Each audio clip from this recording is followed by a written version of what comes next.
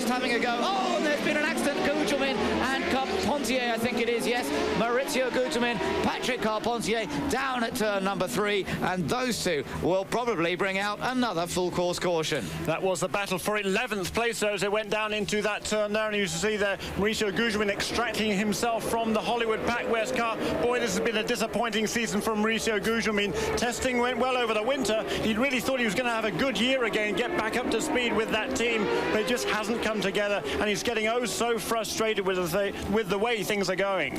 Yellows come out again, I'm afraid. It is another full course caution. Here's a replay from the helicopter. Now, can we see this occurring? Look down at the bottom of the picture. You'll see it developing. Oh, Gugelmin lost it on his own.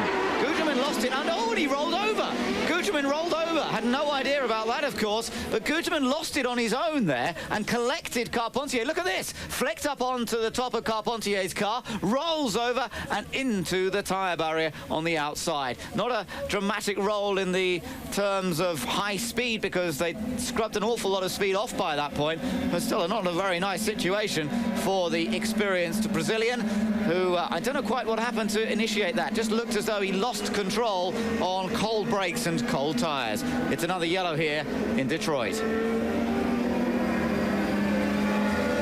So, poor old Mauricio Gugelmin not going out of this race in the sort of style he would have liked. Fairly dramatic, though. Good marks for artistic impression on that one. Patrick Carpentier, sadly, out of it as well.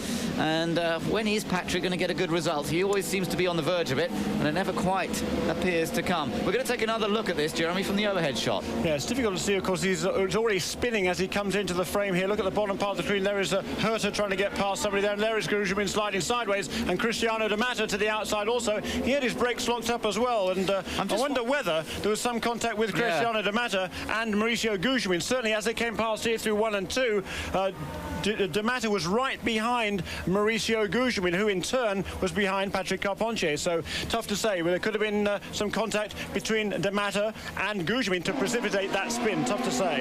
Here's the other angle again, where you see Gugelmin go over on his head and back down onto all 4 wheels. I think you're right. I mean, when we saw that shot, you just see when they first come into shot, D'Amato sort of wiggling over to the left, as if there might have been a little bit of contact between Gugelmin and D'Amato. That may be what initiated the spin for Mauricio Gugelmin. And it's just hard. Look at the bottom of your picture. So see, D'Amato's car is sliding as well. I think there must have been, unless he was just braking hard to avoid Gugelmin, it was a bit hard to tell, really. Yeah, I don't think so. I think he certainly had some kind of a problem there. He seemed to be on the brakes, and the front wheels were sliding sideways. I think there's, I don't know whether there's suspension damage. It looked like there was some suspension damage on Cristiano D'Amato's car, but he did come around again. He lost several positions and came past us under caution there in 16th position. So Patrick Carpentier is still in the car and reporting that he has got a sore neck.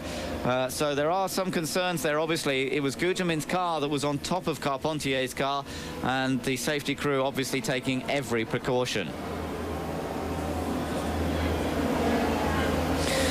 Another replay of the accident involving Mauricio Gugelmin and Patrick Carpentier. Gugelmin's car, now take a look at this. Gugelmin's car climbing over the top of Carpentier's car, and it did whack the top of Carpentier's helmet, and Carpentier's still in the car. Let's see if we can see that. Well, it was the back wheel. Oh, look at that. The back wheel of Gugelmin's car right over the cockpit of Patrick Carpentier's car.